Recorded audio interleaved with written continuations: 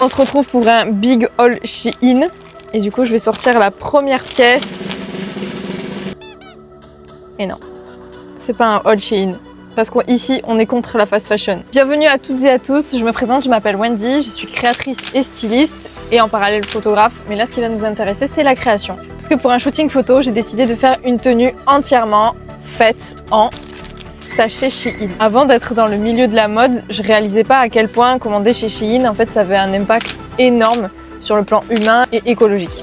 Alors évidemment, chacun fait ce qu'il veut, je suis pas là pour juger ou pointer du doigt, mais je vais quand même mettre en avant le fait que c'est une entreprise qui dévaste. J'ai arrêté de commander sur cette plateforme et j'avais gardé du coup toutes ces pochettes. J'anticipe les commentaires de ceux qui diront oui, du coup, tu les sors toutes les pochettes Shein. Le but de cette création, ça va être vraiment de sensibiliser les gens par rapport à la fast fashion.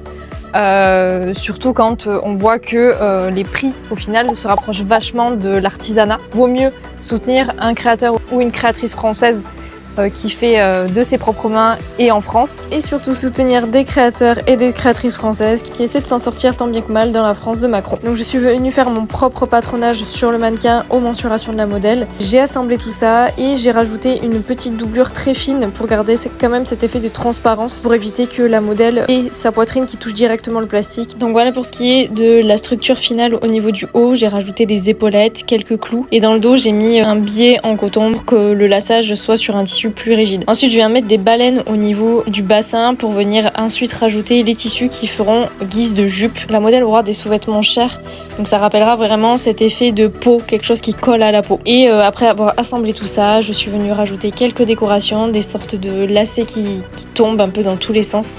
Vraiment cet effet mal travaillé de l'industrie de la fast fashion. Et dans le dos de la jupe, j'ai rajouté le même effet de corsage. Pour les accessoires, j'avais prévu une couronne d'épines sur la tête et une sorte de grille de résille devant le visage. Je vais faire un sac aussi pareil avec les pochettes du même style. Donc, je suis d'abord venue faire une base noire en peinture sur la couronne d'épines et ensuite une autre couche de peinture argentée et la sorte de grille qu'il y aura devant les yeux. Du coup une belle symbolique, je l'ai fait avec des perles bien rouges et un peu de dentelle rouge, comme si on était aveuglé par l'argent mais tout en faisant couler du sang. Je sais pas si vous voyez la symbolique. Et du coup le sac avec les logos qui pendent un peu de partout et cette chaîne en guise de anse pour rappeler le côté enchaîné. Bien voilà mes petits guys, la tenue est enfin terminée. Donc il y a le masque, le sac et la tenue. Tout est ok, tout est nickel. Pour voir le résultat final, je vous invite à vous abonner. Je vous posterai le résultat de la tenue en entier, plus le résultat du shooting photo.